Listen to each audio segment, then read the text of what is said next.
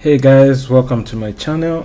In today's video, we'll look at how we can configure static IP address and DNS on a Kali Linux device. So there's two ways you can do this. You can use the terminal or you can use the graphical user interface. Let's go ahead and see the first method of using the terminal.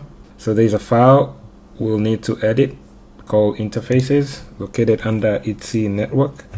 So if I do ITC network interfaces, so these are the contents of the file and this is what we need to edit. So just use your favorite text editor.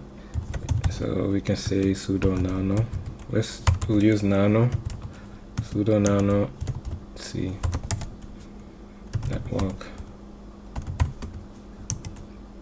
interfaces, and we just need to add these lines. You need to know your interface name, so I'm gonna add O2. So the interface is it's 0.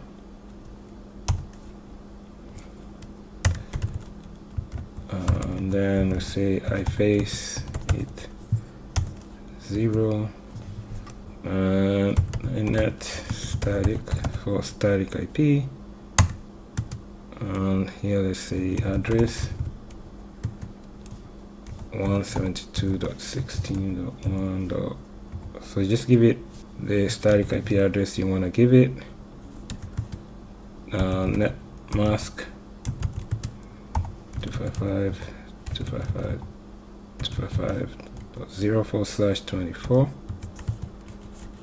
Then gateway 172.16.1.4. Then DNS now servers. So you can list your DNS servers here. Space 111, and that's it. You can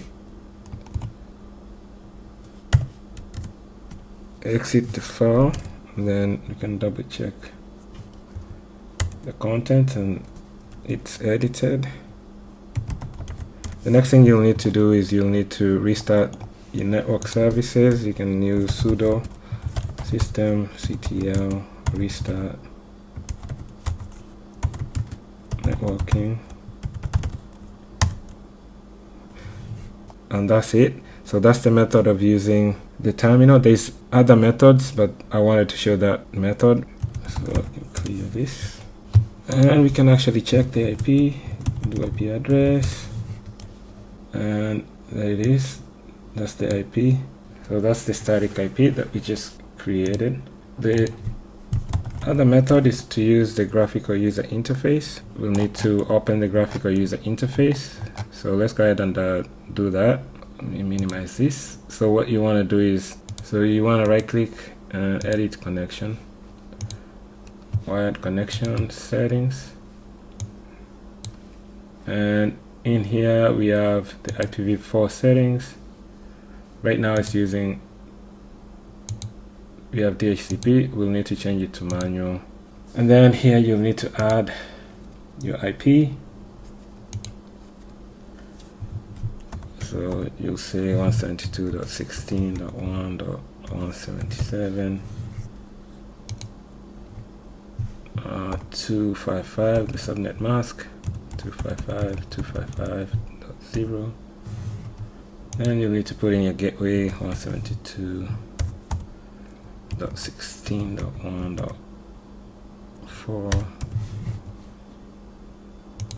Then your DNS servers 8.8.8.8, and it tells you to use commas to separate them, and then you click save. Now it's recommended that you may want to do a reboot in order for all the changes that you do for your interfaces to take effect. So once you're done with the configuration, you can reboot and then verify that you actually have the new IP address. And if you wanted to check information about the interface, right click connection information, Again, right now it's showing the old information. You just want to do a reboot to have the device get assigned the new IP address and DNS. So that's all for this video. That's how you can assign your Kali Linux device a static or manual IP address and DNS. I hope this information has been helpful. I'll catch you in my next video. Thanks. Bye.